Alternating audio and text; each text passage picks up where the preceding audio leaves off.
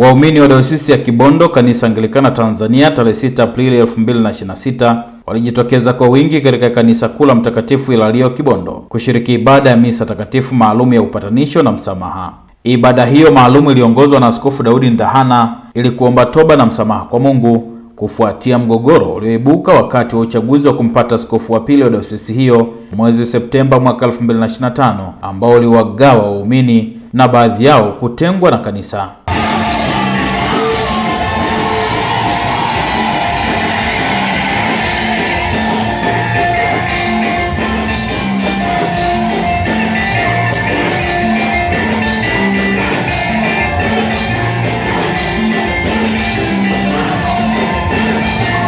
Askofu Ndahana amesema mgogoro huo ulitengeneza hali ya tofauti kati ya waumini na kanisa, hivyo uongozi ulifanya jitihada za kutafuta suluhu kwa njia ya amani kisha kuandaa ibada ya upatanisho ambayo imetumika kuwapokea wahudumu na waumini waliotengwa na huduma ya kanisa. Kwa mamlaka iliyopewa na kanisa na Mungu mwenyewe na kurejesha udini mwake kwa jina la Baba na Mwana na Roho Mtakatifu.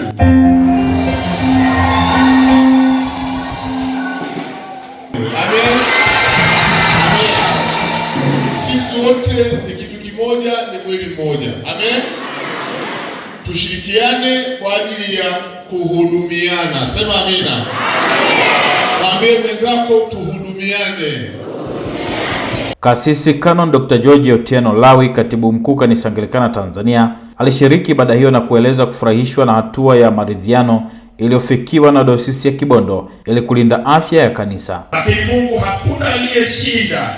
Wewe Yesu umeshinda, maana umejitwalia utukufu na kanisa lako umeliunganisha na kulirejesha nyumbani. Asante kwa sababu sisi sote tumepokea neema ya kusamehewa. Asante kwa sababu sisi sote tumepokea neema ya kukubalika na wewe. Uturuhusu sasa tufurahi katika utukufu wako na tuzidi kusonga mbele katika safari yetu ya imani, kwa jina la Baba na Mwana na Roho Mtakatifu.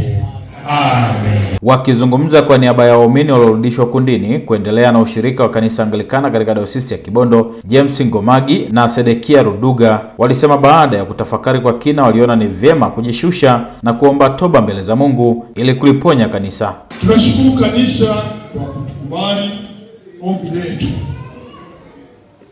ili turudi kukaa ndani ya dhehebu letu la Kanisa la Anglikana.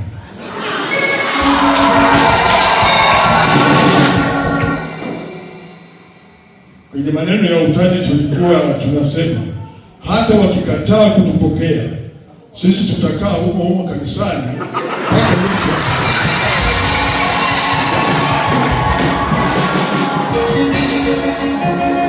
Kwamba ikiwa tumeweza kutafakari mwenendo wa imani yetu, asiwepo mtu yeyote ambaye ni wakala wa shetani aliyepo ndani ya kanisa au nje ya kanisa, mpagani au mwenye dini yeyote ambaye anadhani kwa urahisi anaweza kalivamia kanisa la Anglikana Tanzania na kanisa Anglikana Kibondo.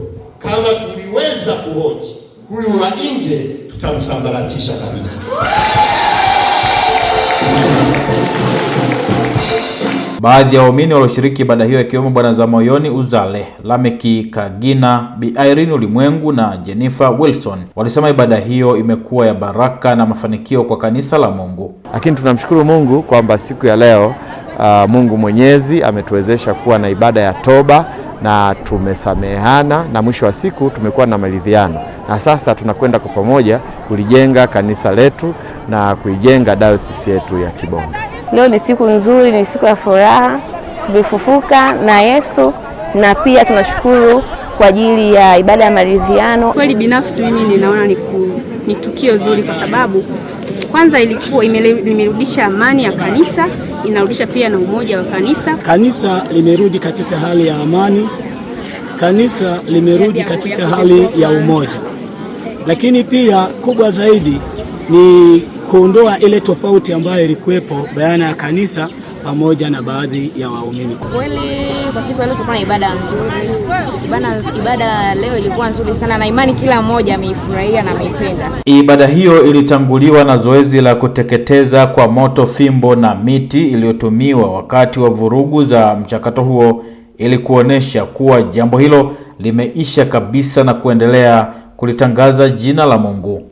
Tunazichoma fimbo hizi kushirika kuashiria ushindi wa Kristo Yesu mwenyewe atupaye kushinda kila jaribu.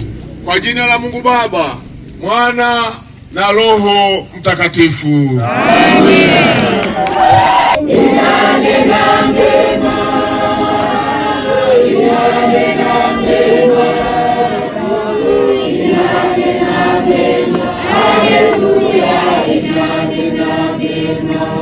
Nikiarifu kutoka hapa kanisa kuu la Dayosisi ya Kibondo Mtakatifu Hilario lililopo katika mji huu wa Kibondo, Kanisa Anglikana Tanzania, mimi ni Michael Woga.